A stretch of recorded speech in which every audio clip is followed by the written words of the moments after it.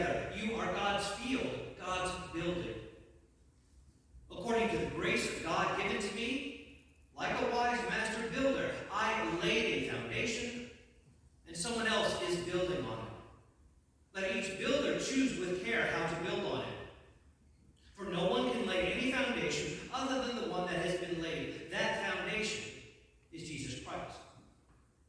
Now, if anyone builds on the foundation with gold, silver, precious stones, wood, hay, or straw, the work of each builder will become visible, for the day will disclose it, because it will be revealed with fire, and the fire will test what sort of work each has been done.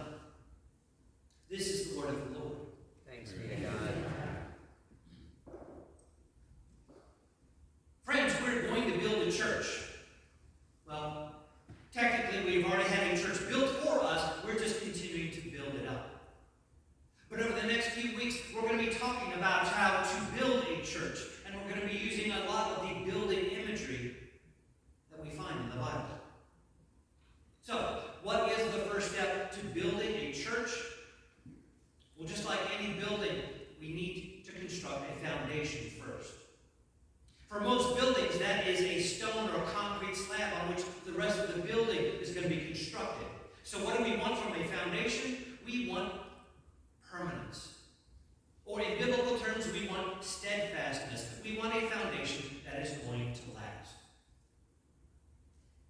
As I just told you, while I was pointing out the difference between buildings with bad foundations versus buildings with good foundations, I left out one of the most famous examples of a bad foundation in history. And it's so famous that all I have to do is mention the city where it is, and you'll know exactly what building I'm talking about, because it's in the city of Pisa, Italy. There are a couple of reasons why the Leaning Tower of Pisa looks like it does. First, while the builders knew a whole lot about designing a beautiful little tower, they didn't know much about foundations. That building is over 180 feet tall. Well, one side of it is anyway.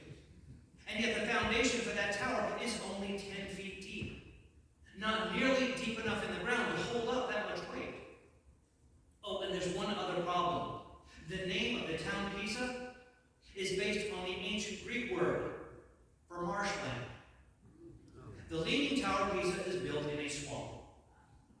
Despite Jesus' own warnings in his parable about the importance of building on firm, solid rock, the builders chose to build this tower on wet, soggy sand.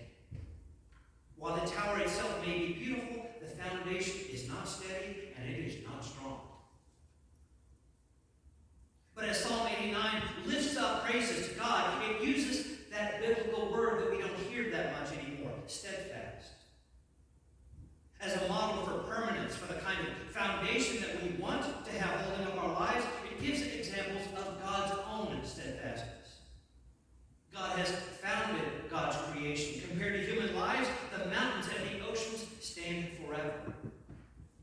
Psalm 89 lifts up the examples of God's love and faithfulness, reminding us that God's steadfast love is established forever, that God's faithfulness is as firm as the heavens. And in verses 3 and 4, it also praises the permanence of God's covenant with King David, saying that God's covenant with David's descendants would last forever, and that the throne God had built for David's family would last for all generations. And that's what brings us to the Apostle Paul and his words to the church in Corinth. In 1 Corinthians 3, Paul tells the members of this new church that who they are, that everything they do as a church has to be built on the foundation of the church, which is Jesus Christ. Jesus is the fulfillment of that eternal covenant that God had made with King David. Jesus is David's descendant, who has taken that throne of Israel and has turned it into an eternal throne, the throne of a kingdom that will last forever. And more importantly, Jesus is the example of God's steadfast love and faithfulness. Through Jesus' life and death and resurrection, all people can experience God's love and forgiveness and mercy and grace. Through Jesus, all people can become a part of that eternal covenant. Now,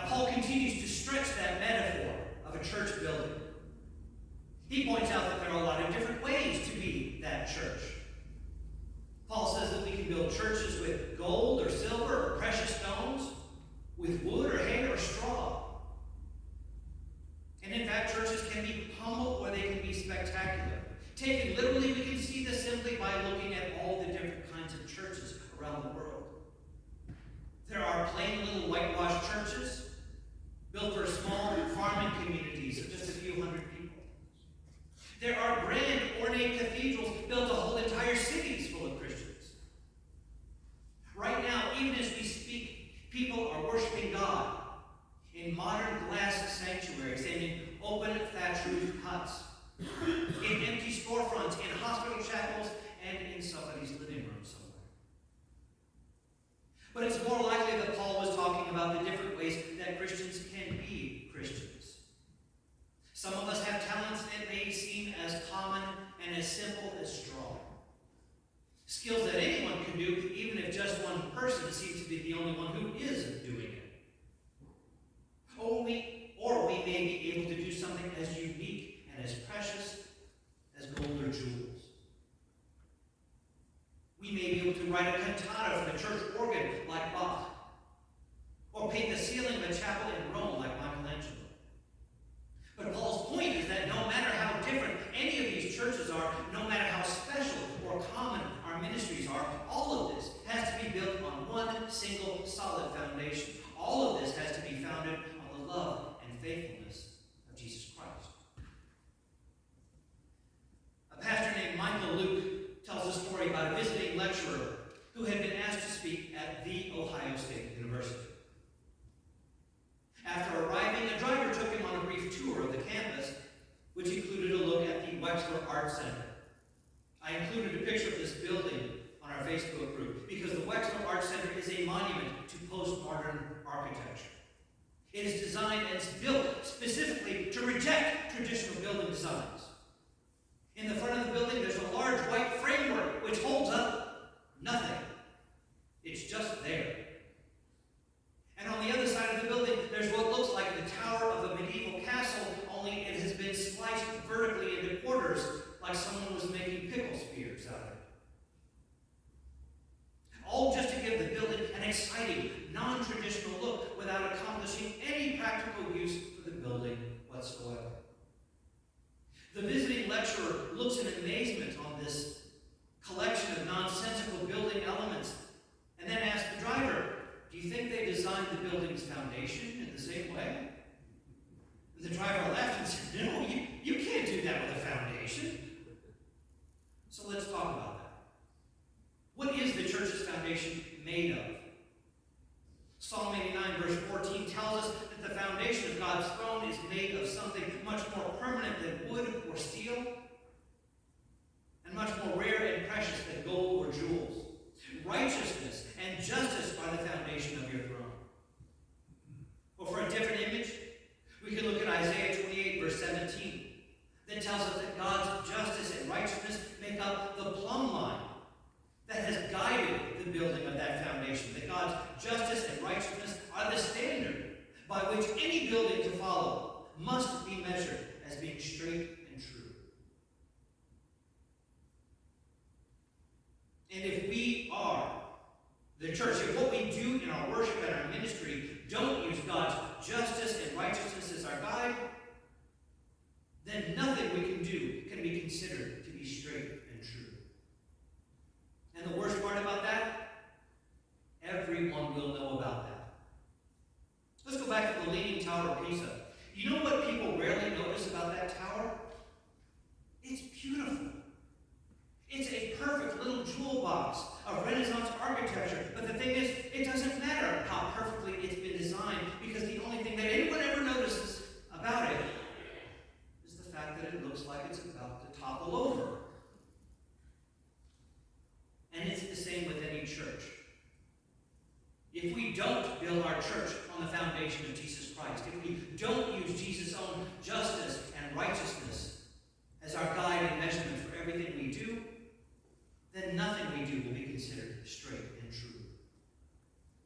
And the results will be obvious to everyone. Paul finishes by talking about churches being tested. Paul specifically mentions the test of fire, but as we've heard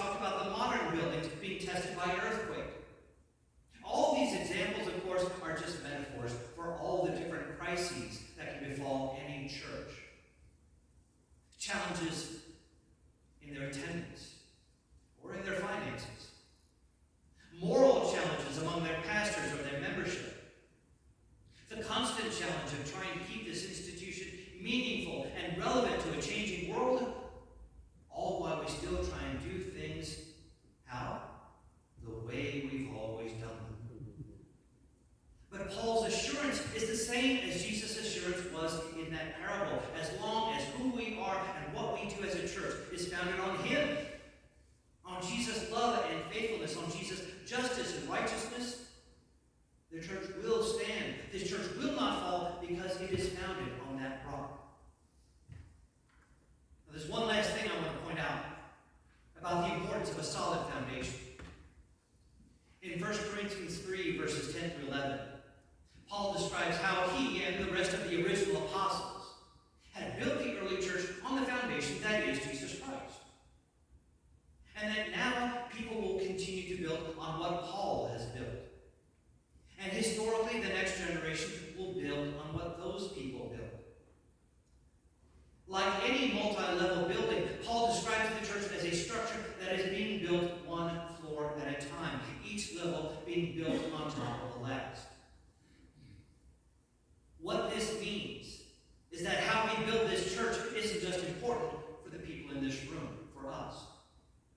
It's important because of what's next, because of who is next. What we build in our lifetimes becomes the foundation for whoever is going to be building this church in the future. Could be our children or our grandchildren. Could be anyone else who comes to join us here in our ministry, anyone who's been looking to our example so that they can learn how to live their Christian lives. We are all building on this church that has been left to us by previous generations. As I said, this church has already been built for us. And yet we're all building a foundation for those who will be building on this church after us.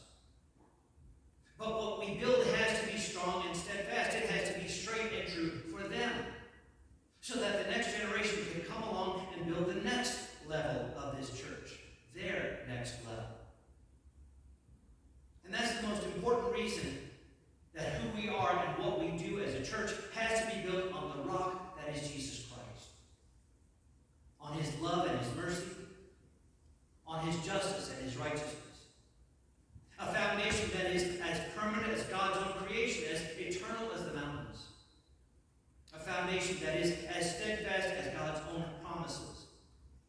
The promises which God has fulfilled in Jesus Christ. And let all God's people say, Amen. Friends, will you please rise and join together